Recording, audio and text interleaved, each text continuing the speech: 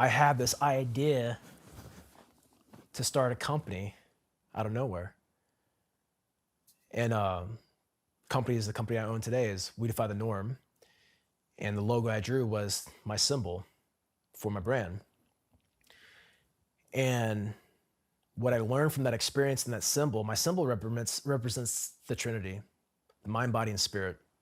But in the center, I have a time glass, an hourglass. And what I learned was that if we align ourselves, we can maximize our time. If we are unaligned, our time maximizes us. And what I mean by that is if I align myself, if I invest into my mind, body, and spirit, and I actually put an honest effort, energy towards that evolution of self, I can now utilize my time. If not, my time utilizes me without me even fucking knowing it. See, there was a point in my life where I thought tomorrow would come. There was a point in my life at this point that time will heal this. And then I realized after this experience that was all a fucking lie. We're not owed anything. Time is not guaranteed. Tomorrow is not guaranteed. And if anything, time is short. And we don't have much of it. And that our time is our true power and our true energy. And with our time, we can change our lives or we can be a fucking victim. And it just propelled me on this new course of life where I wanted to fucking heal and I wanted to share everything about it because it was so profound. And I just looked at my entire life completely different from that moment forward that I was like, I have to do this. This is my calling. This is it. And I didn't know it precisely at the time.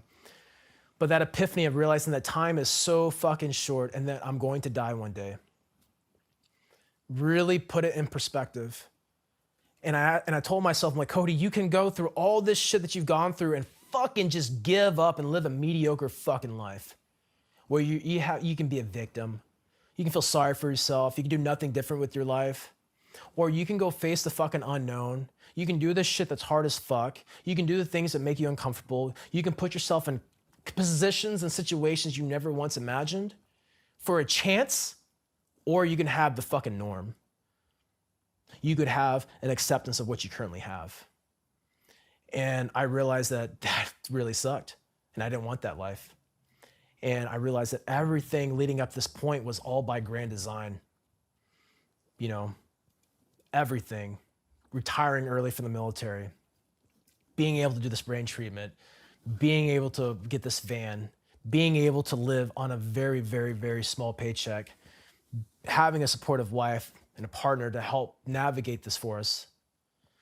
And I felt empowered more than I ever have before at this point. But I was still struggling, I was still hurting, but I had this little flicker of light that said, okay, you can say you want to quit all day, but you know you're really not going to. So say what you got to say, do what you got to fucking do, and let's go. And that's when I started diving into like finding me, because I didn't know who I was. And it made me ask questions of who are you and what do you even want in life? And I didn't have the answers for that. And so we're traveling around. We leave this beautiful place, this beautiful campsite, and I'm fucking high on life, dude. I love the fuck out of life. But I disobeyed the fucking golden rule, the unsaid rule. At the time, I didn't know this. I don't even know it's a real thing, but this is how I'm interpreting it, because now I do it completely different. Because it wore off after like 30 days. This high went away.